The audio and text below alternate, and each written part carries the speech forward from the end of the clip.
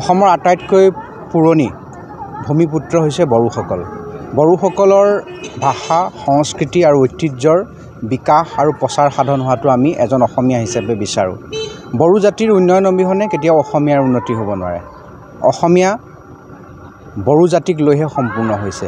সেইকাৰণে আজি ঐতিহ্যমণ্ডিত কলিয়াবৰত বাথৌ মহাসভাকে ধৰি যিখিনি বড়ো জাতীয় দল সংগঠন আছে, সকলোৱে আজি নগাঁও জিলাৰ আমাৰ নতুন প্ৰজন্মৰ যুৱতীসকলক লৈ পেলাই আজি ইয়াত যি বাগুৰুম্বা নৃত্যৰ আয়োজন কৰিছে, এই নৃত্য অনাগত দিনত নতুন প্ৰজন্মক শিপাৰ লগত সম্পৰ্ক ৰাখি আগবঢ়াবলৈ শক্তি দিব।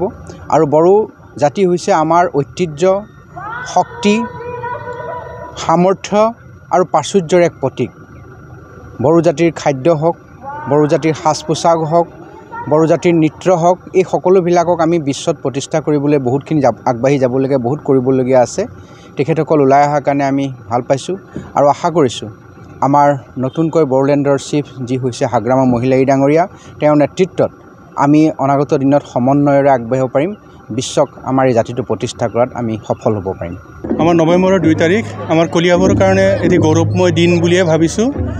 আমাৰ অসমৰ বড়ো জনগোষ্ঠীয়ে বিশ্বমানৰ যি ৰেকৰ্ড কৰিবলৈ আগবাঢ়ি আছে বাগুৰুম্বা নৃত্যৰ দ্বাৰা, আমাৰ বড়োসকলৰ জাতীয় নৃত্য, যিটোক আমাৰ ইণ্টাৰনেশ্যনেলি GI টেগ কৰি তাত মান্যতা দিয়া হৈছে। সেই নৃত্যৰ নগাঁও জিলা বিস্তাৰৰ যি সহযোগী শিল্পী আছে, তেখেতসকলৰ দ্বাৰা আজি আমাৰ এই বেঙেনাআটী মহাজাতি ক্ৰীড়াংগণত চূড়ান্ত প্ৰশিক্ষণৰ প্ৰদৰ্শন এটা চলি আছে। আৰু এনেধৰণৰ প্ৰদৰ্শন আমাৰ কলিয়াবৰত এইটোৱে প্ৰথম হৈছে। আমি অতি গৌৰৱান্বিত যে অসমৰ ভূমিপুত্ৰ আদিবাসী বড়োসকলৰ যি জাতীয় নৃত্য, সেই জাতীয় নৃত্যভাগী আমাৰ ইয়াত প্ৰায় 5 শতাধিক শিল্পীৰ দ্বাৰা আমাৰ ইয়াত আজি প্ৰদৰ্শিত হৈছে। কাষৰীয়া বহু জাতি জনগোষ্ঠীৰ মানুহখিনিও আহি পেলাই উপভোগ কৰিবলৈ সমৰ্থ হৈছে। আজি বতৰ ভাল, তো সম্পূৰ্ণ যেনে প্ৰকৃতিও সহযোগিতা কৰাৰ মাজেৰেই আমি যি গিনিজ ৱৰ্ল্ড ৰেকৰ্ড কৰিবলৈ গৈ আছোঁ, তাত যাতে আমি সফল হ'ব পাৰোঁ, তাৰে প্ৰাথমিক চানেকি হিচাপে আজিৰ এই পৰিৱেশটো আমি অতি সুখী হৈছোঁ আৰু আনন্দিত হৈছোঁ।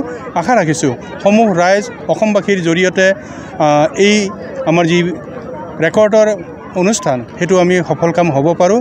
তাৰ বাবে আপোনালোকৰ এই চেনেলৰ জৰিয়তে আমি সমূহ ৰাইজক আহ্বান জনালোঁ।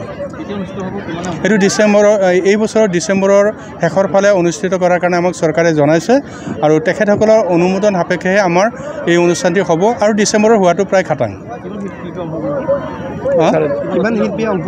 তাত আমি 50,000ৰ টাৰ্গেট আমাৰ তৰফৰ পৰা দিয়া হৈছিল যদিও বৰ্তমান তাৰমানে তাত চিলেকশ্যনত আহিছে বা তেওঁলোকৰ হিচাপত আহিছে 10,240 জনেই তাত অংশগ্ৰহণ কৰিব।